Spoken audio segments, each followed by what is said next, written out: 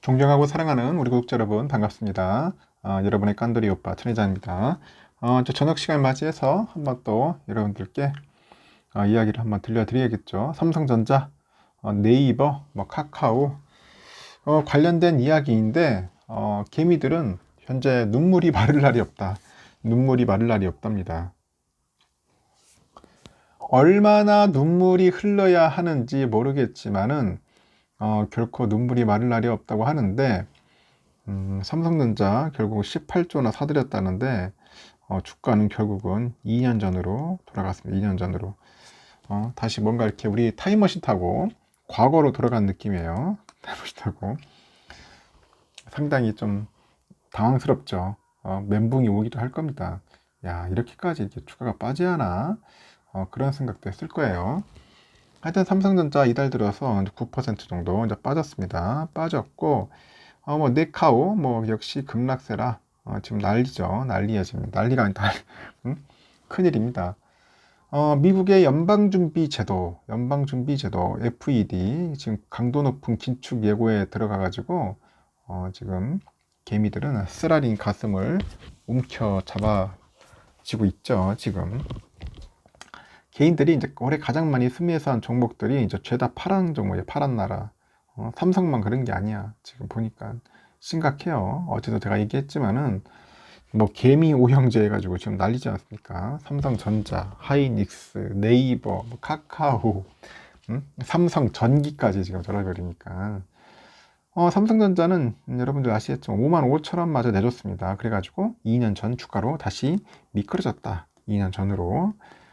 개인들은 지난 1월 3일부터 이달 23일까지 삼성전자 18조 166억, 18조 166억을 사들였는데, 삼성 다음으로 개미들의 러브콜을 받은 종목은 뭐냐? 단연 네카오야, 네카오.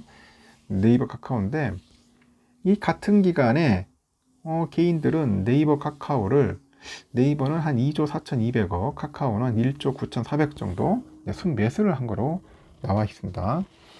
많이도 샀어. 도대체 우리 개미들 다 돈이 어디서 나오는지 계속 사는 거예요. 이렇게 돈이 많은 개미들이 많았는지 모르겠지만은 그러다 보니까 이제 뭐 특히 이번 달에 개인들은 약 3일 정도네. 3일 13일, 19일, 20일 3일을 제외하고 삼성전자를 가장 많이 샀습니다. 삼성 가장 많이 샀다. 삼성전자를 진짜 많이 사요. 내가 봐도 삼성전자는 웬만한 분들은 다 있더라고. 뭐 한 주도 갖고 있고, 뭐 10주 갖고 있는 분도 있고, 하여튼 삼성전자를 많이 사더라. 에스카기도 삼성의 그 삼성전자하고 네카의 주가가 바닥을 모르고 추락하고 있어요. 응? 야, 나도 바닥이 진짜 이게 진짜 바닥인지 할 정도로 참 힘들어요. 어떤 때는 이게 8만 전자 8만이 아니었냐, 7만이 아니었냐, 6만이 아니었냐, 이제 5만까지 내려가 있는데, 응? 진짜 5만까지도 가지 않겠느냐, 그렇게 보고 있어요. 지금 보니까. 삼성전자 종가 기준 5만 5천 원 선을 이제 기록한 거는 지난 2020년 9월 2일 이후로 2년 만이니까 계속 떨어지고 있어. 삼성은 이달 들어서 8일과 16일, 20일, 22일 네 차례 52주 신저가를 이제 경신했어요. 8, 16, 21, 22. 이달로 보니까 기간을 넓혀보니까 한 9% 정도 가까이 빠졌더라. 9% 정도 가까이 빠졌습니다. 통상 봤을 때 삼성은 몸집이 커요. 몸집이 큰 만큼 코스피가 이제 흔들릴 때마다 비교적 덜 빠지는 종목으로 알려져 있는데 하지만 코스피가 이제 7% 정도 이제 밀리는 동안에 삼성전자는 더욱더 이제 출렁거리는 거야. 계속 출렁거리더라. 상태이 안 좋더라. 그렇게 보시면 될 것 같습니다. 일단은 그 네이버하고 카카오의 사정도 비슷해요. 지금 둘 다 뭐 동병상련이지 뭐 거의 비슷해. 국내 대표적인 성장주 네카오가 연일 이제 신저가를 경신을 하고 있는데 그 성장주의 경우는 미래 가치를 현재로 환산해서 이제 평가받아요. 미래 가치를 현재로 환산해 가지고 평가받는데 금리 인상의 경우에는 더욱 치명적이다. 금리 인상 아주 치명적이다. 그렇게 보시면 돼요. 네이버는 지난 1일 종가와 비교를 했을 때 한 12% 빠졌다. 12%. 지난 19일에는 22만 선을 내주더라고. 22만 선. 22만 선이 깨졌어요. 2년 전이 얼마? 2년 전 2020년 5월 19일 이때 종가가 21만 3천 원이었는데 3,500원. 그러니까 2년 전보다도 더 깨진 거예요, 결국은. 네이버가 이렇게까지 무너지지 않아? 그럼 카카오는 어떠냐? 카카오는 지난 14일부터 23일까지 그 8거래일이야. 8거래일 연속 하락이야. 계속 하락하는 거야. 카카오는. 22일에는 아주 치명적이었어요. 뭐 4%대 급락을 하더라고. 쭉쭉 빠지더라고. 4%대로. 그래서 6만 4천 원대에서 단번에 그냥 6만 천 원대로 가는 거야. 6만 천 원으로 그냥 아예 직행을 해버렸습니다. 지난 23일에는 또 장중 한때 6만 원까지 밀리는 거야. 6만 원. 그러니까 투자자들의 그 애간장을 태우고 있는 거야. 지금 보니까 투자자들의 애간장을 태우고 있더라. 그 카카오는 이달 들어서 17% 정도 가량 빠졌습니다. 많이 빠졌어요, 카카오.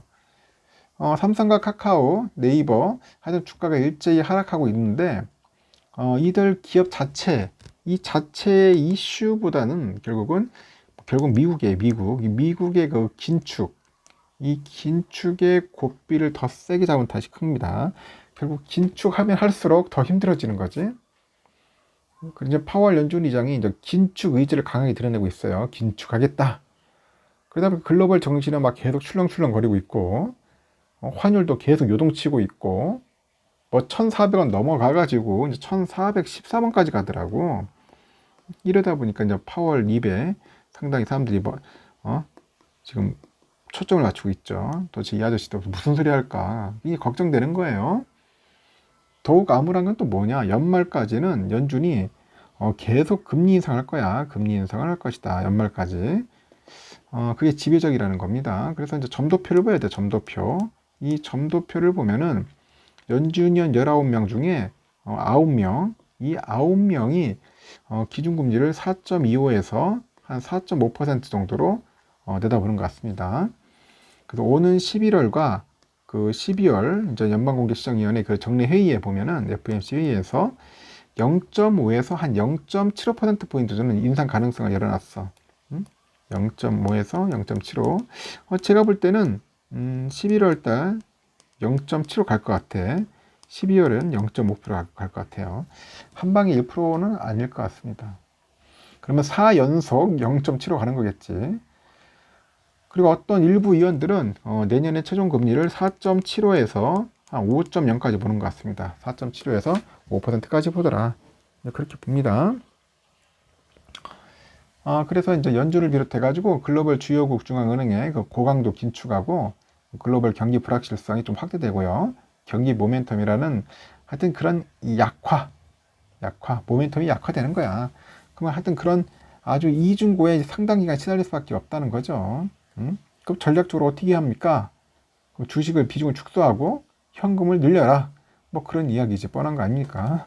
그리고 투자 관점에서는 뭐 배당주 뭐 있어? 뭐 통신이나 뭐 손해보험 그쪽이 되니까요. 방어주, 통신, 뭐 음식료 이런 쪽으로 방어주라고 하는데 이런 걸 늘려가라고 이제 뭐 얘기를 하는 것 같습니다. 하여튼 뭐 전반적으로는 상당히 안 좋다. 그렇게 보시면 될 것 같습니다. 빨리 금리 인상이 끝나야지만이 조금 좀 안심을 하지 않겠나 그렇게 생각하고 가장 중요한 건 뭐냐 공매도를 좀 일시정지해서 공매도 좀 이런 어려운 시기에 공매도를 좀 일시적으로 중시하면은 좀 낫지 않겠나 하는 생각이 듭니다. 개인적으로 그 정부 관료들이 좀 이런 부분에 대해서 좀 신경을 좀 썼으면 좋겠어요. 그렇지 않으면은 상당히 좀 어려움을 또 우리가 겪지 않겠나 하는 생각이 듭니다. 일단 여기까지 하고요. 여러분 저녁 맛있게 드시고 다음 시간에 마지막 방송 때 뵙도록 할게요.